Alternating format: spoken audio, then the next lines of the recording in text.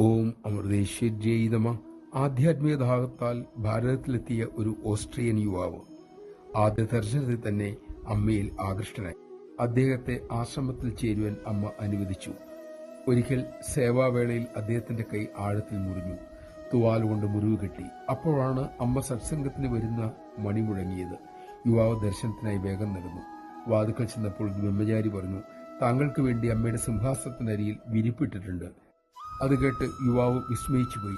ആരും ഇന്നേ വരെ തന്നോട് ഇങ്ങനെ പറഞ്ഞിട്ടില്ല, താൻ ആരോടും ചോദിച്ചിട്ടുമില്ല. ഏതായാലും അദ്ദേഹം അമ്മയ്ക്കരികിൽ പോയിരുന്നു. സത്സംഗം തുടങ്ങി. ആ സമയം മുഴുവൻ തുവാലുകൊണ്ട് യുവാവ് മുറുകി പിടിച്ചിരിക്കുകയായിരുന്നു. സത്സംഗം കഴിഞ്ഞു അമ്മ പോയി. യുവാവിന് വേദന ഒട്ടും തോന്നിയില്ല. അദ്ദേഹം തുവാല മാറ്റി നോക്കി. മുറിവ് നന്നായി ഉണങ്ങിയിരിക്കുന്നു. അദ്ദേഹത്തിന് ഒരു കാര്യം ഉള്ളിൽ ഉറപ്പായി, അമ്മ സർവജ്ഞയും സർവശക്തിയുമാണ്. അമ്മ തന്നെ നയിക്കുന്നു. നമഃശിവായ.